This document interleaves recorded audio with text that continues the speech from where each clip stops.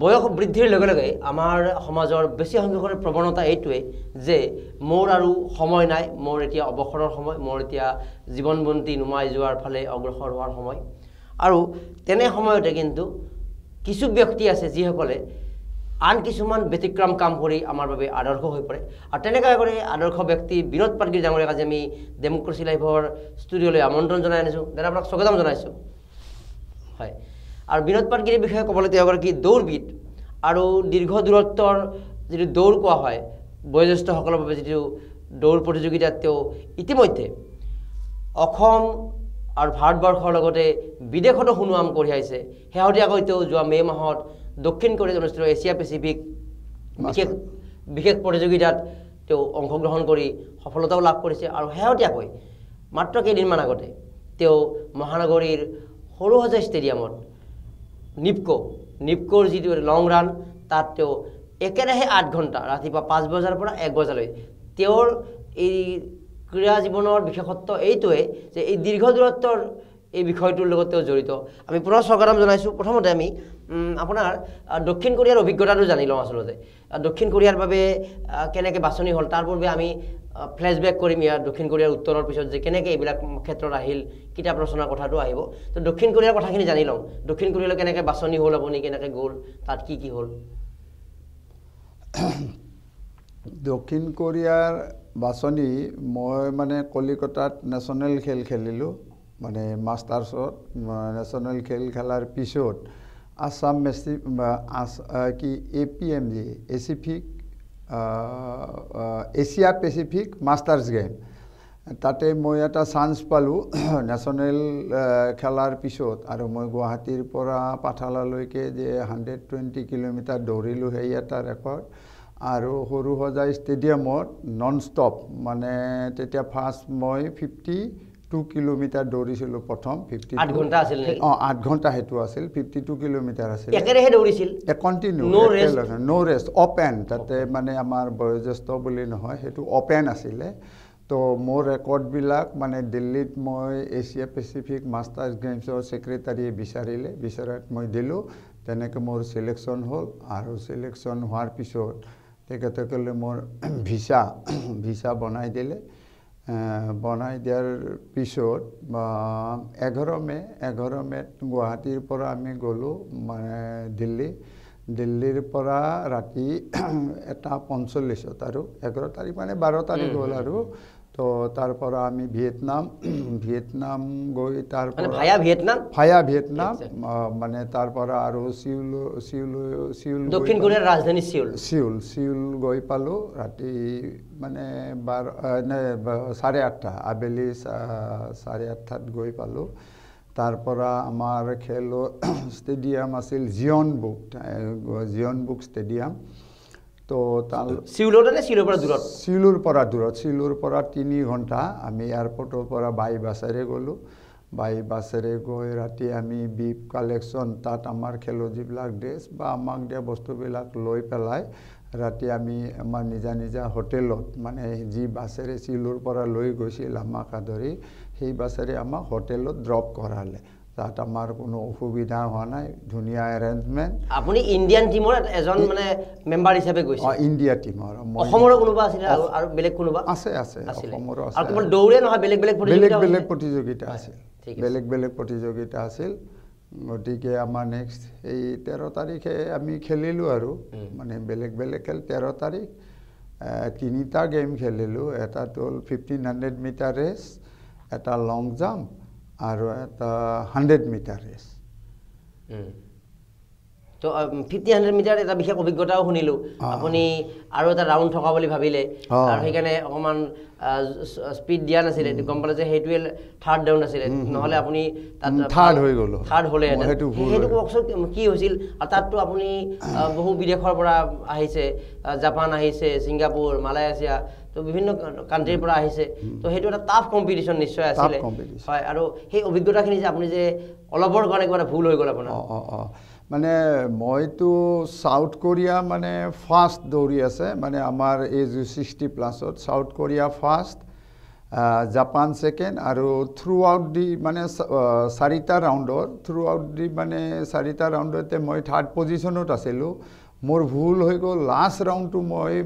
4th round যিটো আছিল সেইটো মই 3rd বুলি ভাবি ল'লোঁ তো সেইকাৰণে মোৰ কাষেৰে গৈ মানে মই 3rd পজিশ্যনত আছিলোঁ মানে 4-5 নম্বৰ গৈ 3rd আৰু 4th হৈ গ'ল মানে মই অলপমান ঢিলাই দিলোঁ মই ভাবিলোঁ কি আৰু এটা ৰাউণ্ড বাকী আছে গতিকে মই স্পীডটো লৈ ল'ম তো এই অলপমান গৈ আৰু মানে বেল বজাই দিলে তেতিয়াহে মোৰ আৰু চিন্তা হৈ গ'ল আৰু মই বহুত মানে নাৰ্ভাছ হৈ গ'লোঁ আৰু তাতে মানে কি কাম কৰি দিলোঁ নহ'লে মই 3rd হৈ গ'লে এটা নাম হৈ যায় তথাপিতো আপুনি গুৱাহাটীত তেনেকৈ আৰম্ভ কৰা যাত্ৰা পৰীক্ষামূলকভাৱে যাত্ৰাটো আৰম্ভ কৰিছিলে এবাৰ নুনমাটিৰ পৰা গুৱাহাটী গ'ল বাহুৰ ৰজা ষ্টেডিয়াম কৰিলে বা ইয়াতে হাফ মাৰাথন লং মাৰাথন এইবিলাক কৰি কৰি কৰি আপোনাৰ সুনাম হ'ল এখন কিতাপো ওলাল দৌৰবিদ সুদক্ষ দৌৰবিদ বিনোদ পাটগিৰি তো এই কথাবিলাক নেশ্যনেল লেভেলত এটা এট্ৰাকশ্যন হ'ল তাৰ বিদেশৰ বাবে চিলেকশ্যন হৈ পাৰ্টিচিপেট কৰাটোৱে সৌভাগ্য আৰু ইতিমধ্যে আমি আমাৰ দৃশ্যবিলাক দেখুৱাই আছোঁ আমি আমাৰ চিউলৰ সেই দৃশ্যবিলাক গতিকে চিউলৰ সেই প্ৰতিযোগিতাৰ দৃশ্য বা বিভিন্ন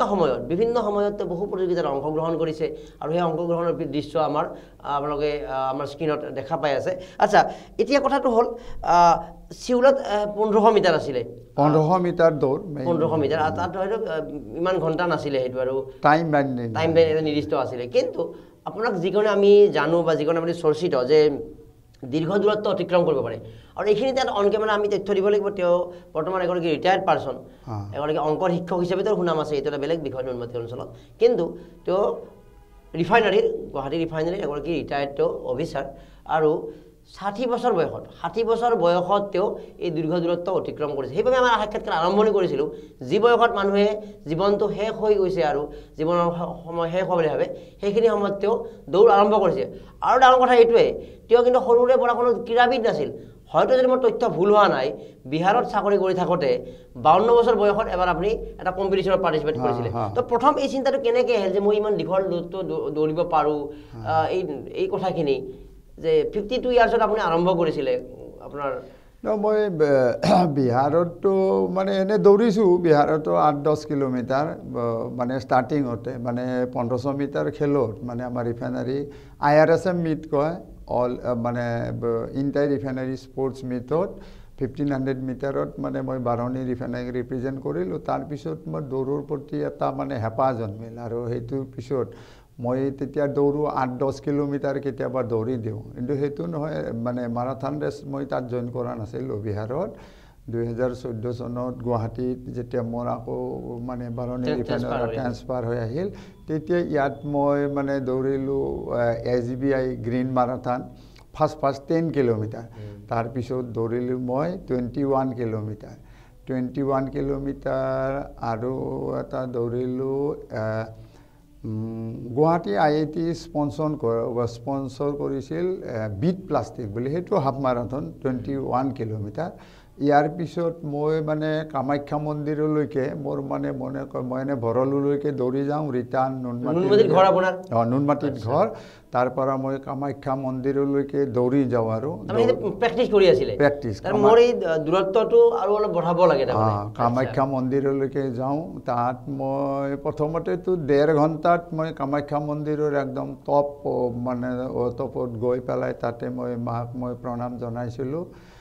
তেতিয়া আৰু মোৰ মনত বেছি সাহস হ'ল ইয়াৰ পিছতে মই কামাখ্যা মন্দিৰ যোৱাৰ পিছত মই মানে তেনেকৈ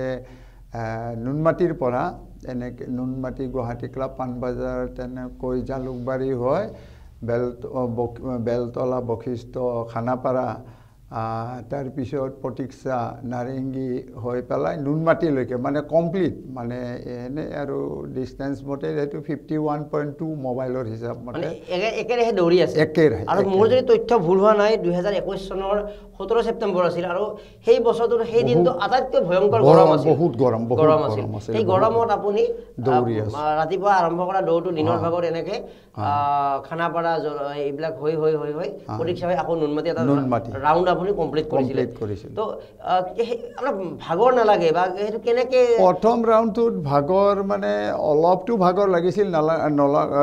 নালাগা নহয় তেতিয়া মানে কিন্তু মোৰ মানে মন যেতিয়া মই মানে খানাপাৰা ফিল্ড পালোঁ মানে সেইটো ভেটেনেৰী হস্পিটেলৰ কাষেৰে তেনেকৈ দৌৰিছিলোঁ মানে তেতিয়া বহুত গৰম আছিলে মানে মই ভাবিছোঁ ইয়াতে আৰু গৰম পৰিছিল বহুত মানে ৰখি দিওঁ নেকি আৰু ঘৰৰ পৰাও ফোন আহিছিল হে আৰু নালাগে বাছত উঠি গুচি আহক কিন্তু মই ভাবিলোঁ মই ইমান দূৰ দৌৰি আহিলোঁ মোৰ মনতে আহিছে আৰু এইখিনি ঠাই যদি মই দৌৰোঁ মোৰ মানে আশাটো পূৰণ নহ'ব তো সেইকাৰণে ভাবি তেতিয়া আৰু আকাশো অলপ মানে ডাৱৰীয়া দৰে হ'ল তেতিয়া হোৱাৰ কাৰণে অলপ মেঘাচ্ছন্ন বতৰ হোৱাৰ কাৰণে মোৰ মনত সাহস আহিল তাৰপিছত মই খানাপাৰা আৰু কণ্টিনিউ লাহে দৌৰি একদম মানে কি প্ৰতীক্ষা তেনেকৈ পাথৰ কৰি নাৰেংগী হৈ নুনমাটি পাই গ'লোঁ তাতে মানে কনফিডেন্সটো আহিলে যে মই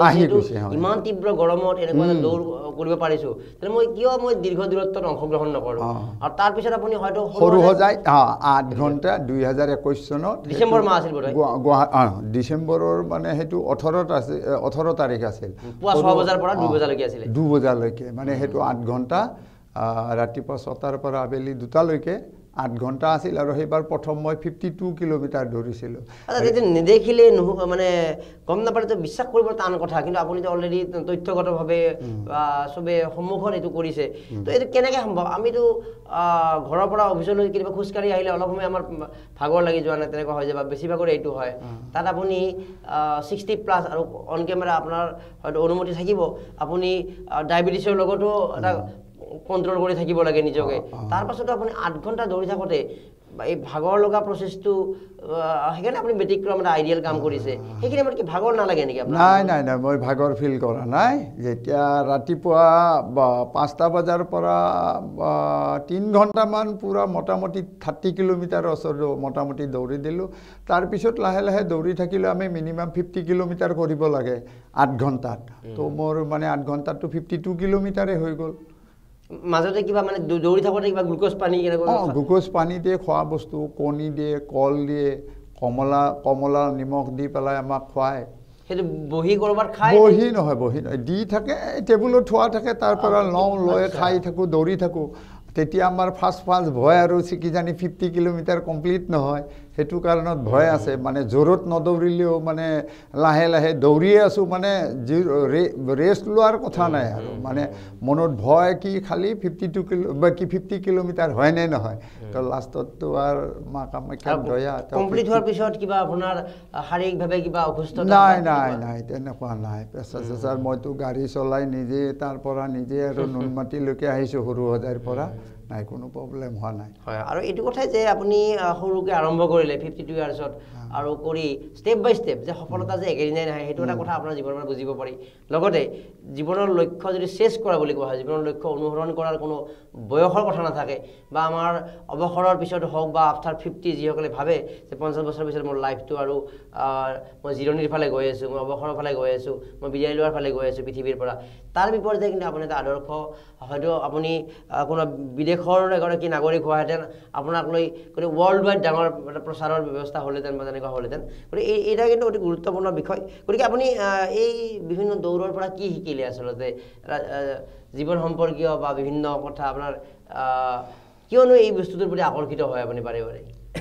মোৰতো মানে চুগাৰৰ প্ৰব্লেম আছিলে সেইটো কাৰণত অলপ দৌৰা সুৰা কৰিলে ভাল সেইটোৱে মানে মনত মেইনলি মানে উৎসাহ দিলে আৰু তো মই ভাবোঁ কি মানুহৰ মেডিচিন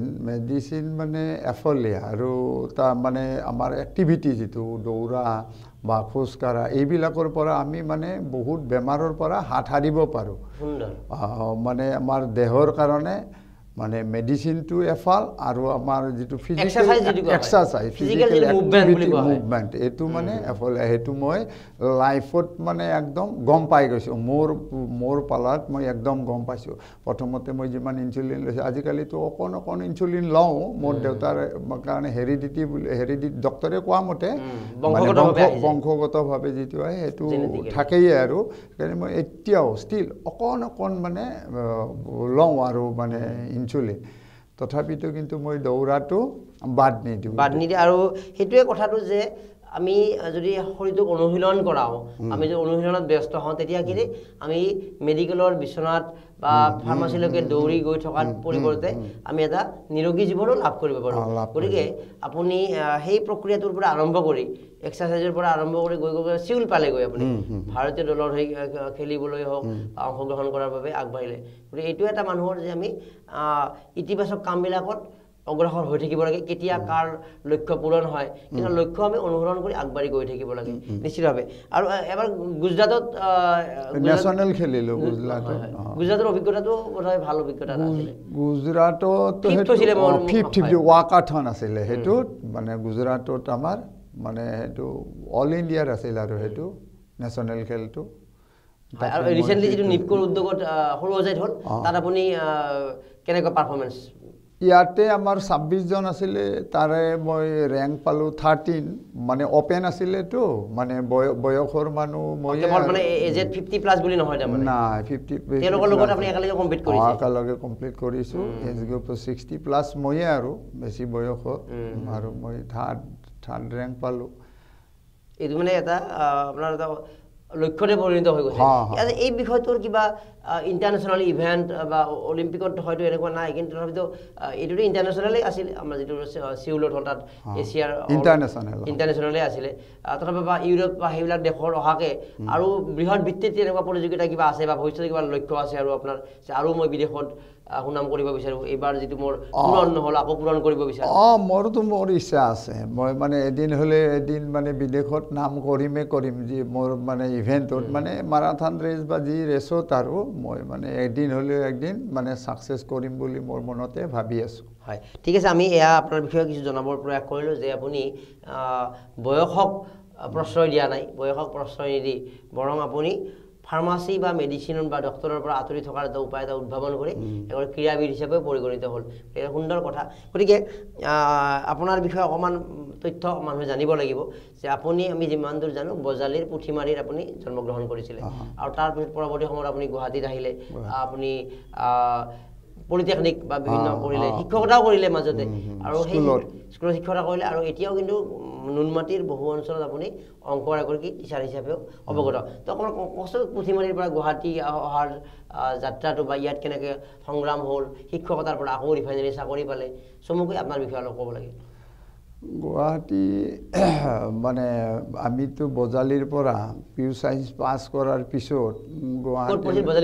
বজালী কলেজত পিউ ছায়েন্স পাছ কৰি মানে 3 years diploma course Assam engineering ইনষ্টিটিউটত চানমাৰীত মানে 1982ত এডমিশ্যন ল'লোঁ তাৰপৰা 1986ত মানে ডিপ্ল'মা কমপ্লিট হ'ল ডিপ্ল'মা কমপ্লিট হওঁতেও মই মানে ল'ৰা ছোৱালী টিউশ্যন পঢ়ায়ে আছিলোঁ টিউশ্যন পঢ়ায়ে অংক প্ৰিয় তেতিয়া মই টিউশ্যন পঢ়ায়ে ধৰক হোষ্টেলৰ মানে ফিজ এইবিলাক গোটেই মোটামুটি তেতিয়া মানে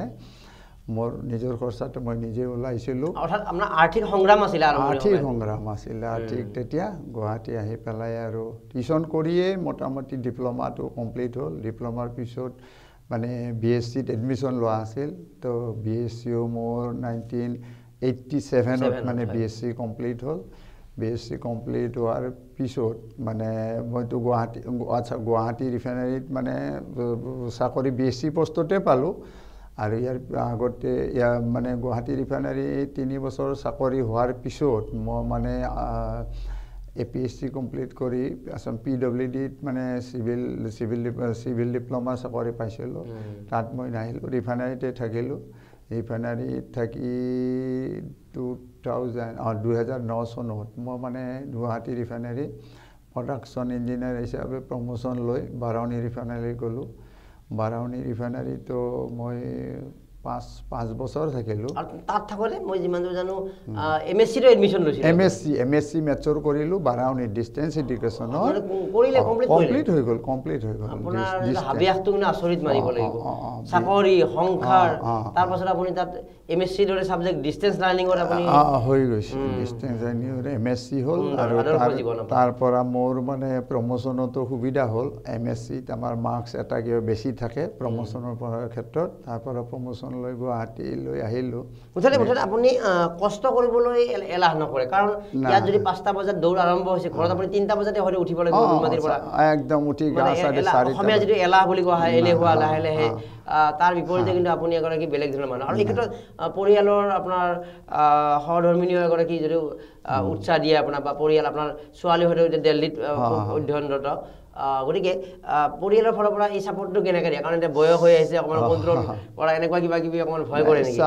ভয় নকৰে আজিকালি ভয় নকৰে মানে এনেই দূৰত যোৱাৰ কাৰণে কয় আৰু কিন্তু মানে ভয় নকৰে মই যে মানে পাৰিম আৰু সেইটো মানে ঘৰৰ মানুহৰ সাহস মানে হৈ গৈছে আৰু ল'ৰা ছোৱালী বা মোৰ মিছেছৰো হৈছে মিছেছেও ৰাতি এই 3টা বজাতে উঠি পেলাই মানে থাপনা চাপনা দিয়া মানে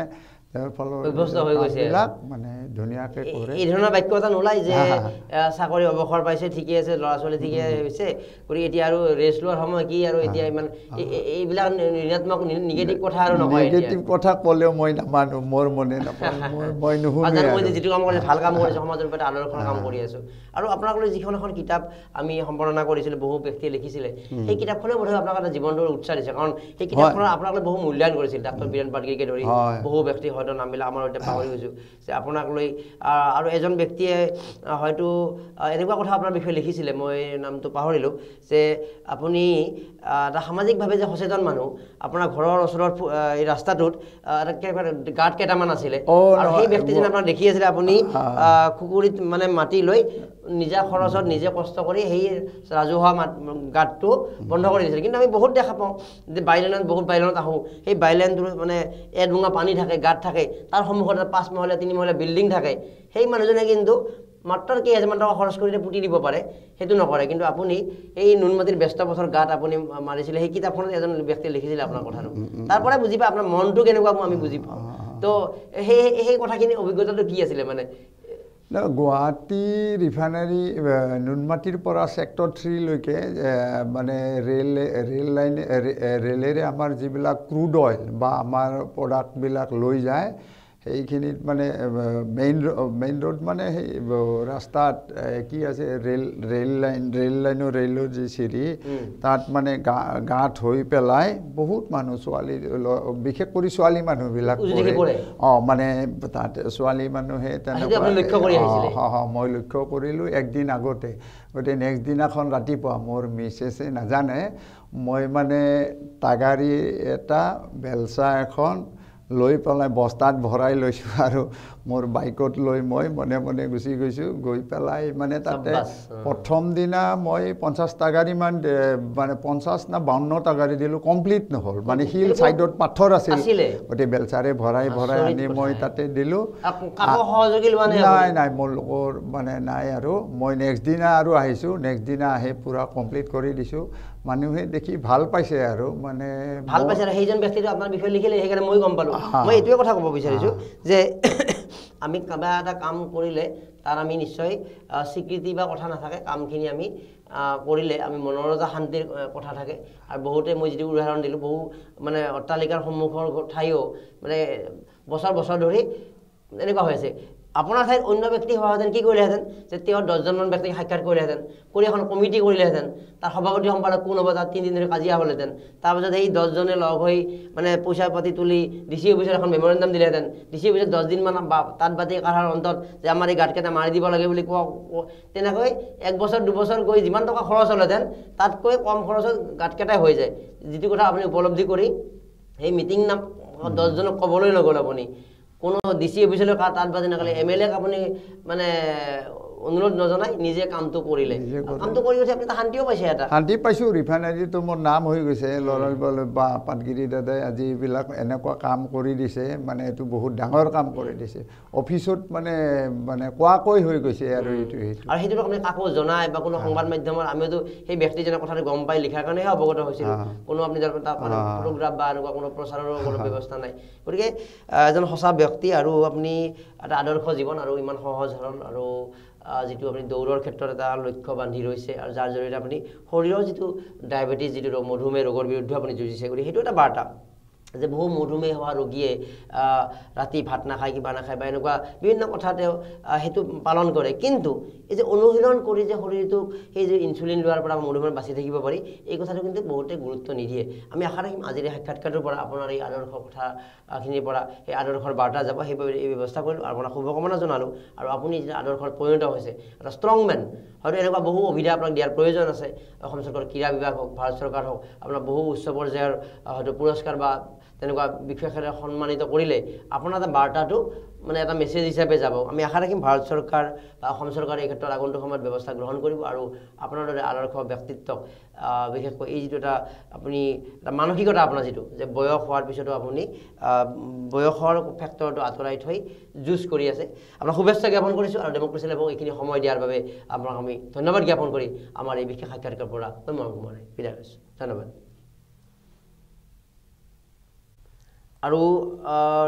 দেশ বিদেশ সকলোতে আপোনাৰ এইটো দৌৰৰ প্ৰক্ৰিয়া চলি আছে আৰু মাজতে টাৱাং অৰুণাচল প্ৰদেশতো আপুনি 1 অক্টোবৰ অংশগ্ৰহণ কৰিলে তো টাৱাঙৰ অভিজ্ঞতাটো কেনেকুৱা আছিলে আৰু কম্পিটিশ্যনখন কি আছিলে টাৱাঙত আমি 60+ মোৰ ৰেজিষ্ট্ৰেশ্যন আছিলে এজ গ্ৰুপ 60+। টাৱাঙতো মই দৌৰিব যোৱাৰ আগতে কি তাত অক্সিজেন কম মানে উশাহ নিশাত লোৱা হাই অল্টিচিউড মানে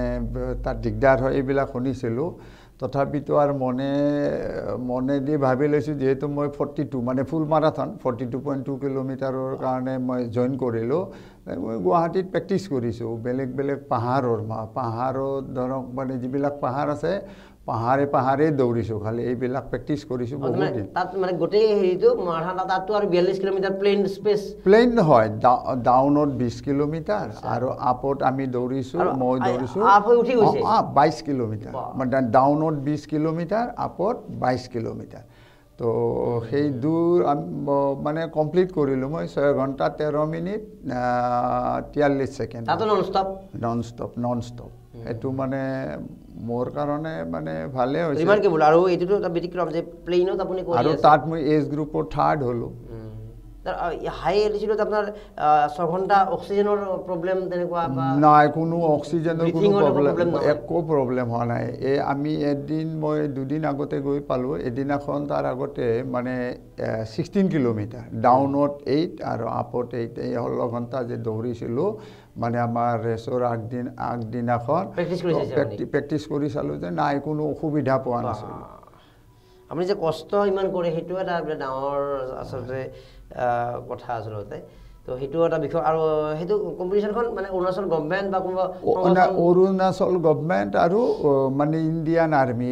মানে বেৰা কৰিছিল খেলটো মানে চলাইছিল আৰু তাত ভালেখিনি ব্যক্তি অংশ লৈছিলে বহুত হাজাৰ তাৰ মাজত আপোনাৰ সেইটো কিবা নাম্বাৰিঙত আছিলে নেকি আপুনি এজ গ্ৰুপত মই 3rd হলো আচ্ছা এজ গ্ৰুপ 60+ আছে আপুনি 60+ মই 3rd হৈছিলোঁ ঠিক আছে আপোনাৰ এইটো মানসিকতাই সদায় আমি চেলুট দিব লাগিব তো নিশ্চিতভাৱে আগন্তুক সময়ত এইদৰে আপুনি আগবাঢ়ি যাওক তাকে আমি কামনা কৰিছোঁ